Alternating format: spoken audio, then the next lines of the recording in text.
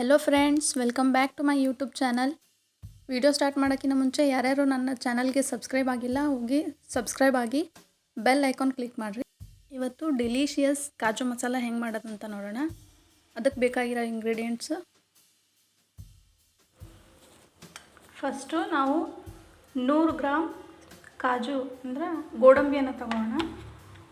ಆಮೇಲೆ ಇದು ಜೀರಿಗೆ, ಏಲಕ್ಕಿ, ಲವಂಗ, ಚಕ್ಕೆ ಮತ್ತು ಒಂದು ಪಲಾವ್ ಎಲೆ. ಆಮೇಲೆ ಗರಂ ಮಸಾಲ, ಧನಿಯಾ ಪುಡಿ, ಅರಿಶಿನ ಮತ್ತು ಚಿಲ್ಲಿ ಪೌಡರ್, ಜಿಂಜರ್, ಗಾರ್ಲಿಕ್, ಹೆಚ್ಚಿಟ್ಟಿರೋ ಹಸಿ ಕೊತ್ತಂಬರಿ, ಟೊಮ್ಯಾಟೊ, ಒಂದು ಸ್ಲೈಸ್ ಮಾಡಿರೋ ಈರುಳ್ಳಿ, ಆಮೇಲೆ ಇದು ಚಾಪ್ ಮಾಡಿರೋದು, ಇದಕ್ಕೆ ಪೂರ್ತಿ ಸಣ್ಣ ಮಾಡಿದ್ದು, ಆಮೇಲೆ ಇದು ಸುಮ್ಮನೆ ಸ್ಲೈಸ್ ಮಾಡಿದ್ದು, ಆಮೇಲೆ ಸ್ವಲ್ಪ ಫ್ರೆಶ್ ಕ್ರೀಮ್. ಈಗ ಮಾಡೋಕ್ಕೆ ಸ್ಟಾರ್ಟ್ ಮಾಡೋಣ. ಫಸ್ಟು ಒಂದು ಪ್ಯಾನ್ ಕಾಯಕ್ಕಿಟ್ಟು ಅದಕ್ಕೆ 2 ಸ್ಪೂನ್ ತುಪ್ಪ ಹಾಕಿ ಅದನ್ನು ಮೆಲ್ಟ್ ಮಾಡ್ಕೋಬೇಕು.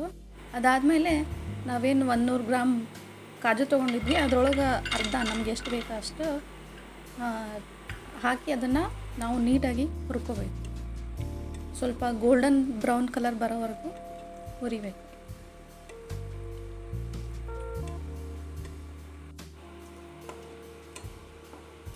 ಸ್ವಲ್ಪ ಕಂದು ಬಣ್ಣ ಬರೋವರೆಗೂ ಹುರ್ಕೊಂಡು ಅದನ್ನು ಎತ್ತಿಟ್ಕೋಬೇಕು. ಅದೇ ಪ್ಯಾನಿಗೆ ನಾವು ಸ್ಲೈಸ್ ಮಾಡಿ ಇಟ್ಕೊಂಡಿದ್ವಲ್ಲ ಆ ಉಳ್ಳಾಗಡ್ಡಿ ಆಮೇಲೆ ಟೊಮ್ಯಾಟೊನ ಹಾಕಿ ಮತ್ತು ಜಿಂಜರ್, ಗಾರ್ಲಿಕ್ ಅದನ್ನು ಹಾಕಿ ನೀಟಾಗಿ ಹುರ್ಕೋಬೇಕು. ಟ್ರಾನ್ಸ್ಪರೆಂಟಾಗಿ ಅದು ಕಂಪ್ಲೀಟಾಗಿ ಮೆತ್ತಗಾಗೋ ತನಕ ಅದನ್ನು ಹುರಿಬೇಕು. ನೋಡ್ರಿ, ಈಗ ಅರ್ಧ ಆಗೈತಿ. ಹತ್ತಲಾರ್ದಂಗೆ ನೀಟಾಗಿ ಹುರ್ಕೊತಾ ಇರಬೇಕು.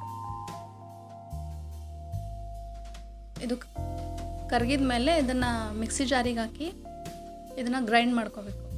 ಅದಕ್ಕೆ ನಾವೇನು ಗೋಡಂಬಿನ ನಾವು ಹುರಿದಿಟ್ಕೊಂಡಿದ್ವಲ್ಲ ಅದರೊಳಗೆ ಅರ್ಧನ ಹಾಕಿ ನೀಟಾಗಿ ನಮ್ಗೆ ಸ್ವಲ್ಪ ನೀರು ಹಾಕಿ ಪೇಸ್ಟ್ ಮಾಡ್ಕೋಬೇಕು.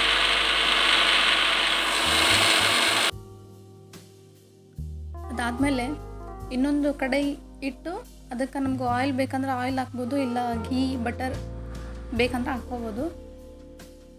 ಈ ಆಯಿಲ್ ಕಾದಾದಮೇಲೆ ಇದಕ್ಕೆ ಜೀರಾ, ಏಲಕ್ಕಿ, ಲವಂಗ ಮತ್ತು ಚಕ್ಕೆ ಹಾಕಿ ಆ ಜೀರಿಗೆ ಚಟ್ಪಟ ಅನ್ನೋ ತನಕ ಹುರ್ಕೋಬೇಕು. ಆಮೇಲೆ ಚಾಪ್ ಮಾಡಿಟ್ಟಿರೋ ಸಣ್ಣಗೆ ಹೆಚ್ಚಿಟ್ಟಿರೋ ಉಳ್ಳಾಗಡ್ಡಿ ಹಾಕಿ ಅದನ್ನು ಸ್ವಲ್ಪ ಟ್ರಾನ್ಸ್ಪರೆಂಟ್ ಆಗೋ ತನಕ ನೀಟಾಗಿ ಹುರಿದಿಟ್ಕೋಬೇಕು. ಇದನ್ನು ಮಿಕ್ಸ್ ಮಾಡ್ತಾ ಇರಬೇಕು, ಇಲ್ಲಾಂದ್ರೆ ತಳ ಹಿಡಿತೈತೆ.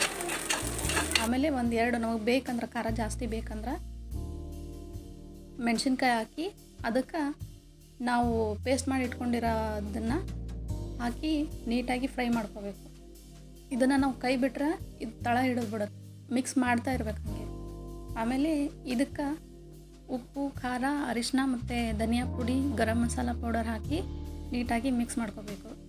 ಕಂಪ್ಲೀಟಾಗಿ ಮಿಕ್ಸ್ ಮಾಡಿದ್ಮೇಲೆ ನಮ್ಗೆ ಎಷ್ಟು ಟೆಕ್ಸ್ಚರ್ ಎಷ್ಟು ಬೇಕು ಅಷ್ಟು ಥಿಕ್ ಆಗಬೇಕಂದ್ರೆ ಕಡಿಮೆ ಹಾಕಬೇಕು, ಇಲ್ಲ ಆಲ್ಮೋಸ್ಟ್ ಇದು ಸ್ವಲ್ಪ ಗ್ರೇವಿ ಟೈಪ್ ಆಗಬೇಕಂದ್ರೆ ಒಂಚೂರು 1 ಕಪ್ ನೀರು ಹಾಕಬೇಕು.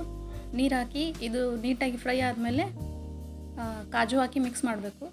ಇದೆಲ್ಲ ಆದಮೇಲೆ ಲಾಸ್ಟಿಗೆ 2 ಸ್ಪೂನ್ ಫ್ರೆಶ್ ಕ್ರೀಮ್ ಹಾಕಿ ಮಿಕ್ಸ್ ಮಾಡಬೇಕು.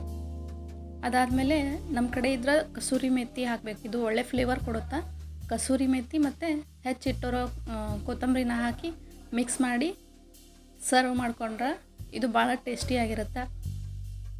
ಇದು ಚಪಾತಿ, ಬಟರ್ ರೋಟಿ, ಆಮೇಲೆ ತಂದೂರಿ ರೊಟ್ಟಿ, ಮಲ್ಲು ಪರಾಟ ಹಿಂಗೆ ಈ ಥರ ರೋಟಿ ಜೊತೆ ತಿಂದ್ರೆ ಭಾಳ ಟೇಸ್ಟಿಯಾಗಿರುತ್ತೆ. ಆ್ಯಂಡ್ ಸೇಮ್ ರೆಸ್ಟೋರೆಂಟ್ ಫೀಲ್ ಕೊಡುತ್ತೆ. ನಾನು ಇದನ್ನು ಚಪಾತಿ ಜೊತೆ ಸರ್ವ್ ಮಾಡಿದೆ.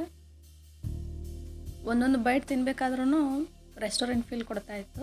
ನೀವು ಒಂದು ಸಲ ಟ್ರೈ ಮಾಡಿರಿ. ವಿಡಿಯೋ ಇಷ್ಟ ಆದ್ರೆ ಲೈಕ್ ಮಾಡಿರಿ, ಶೇರ್ ಮಾಡಿರಿ, ಕಮೆಂಟ್ ಮಾಡಿರಿ. Thank you for watching.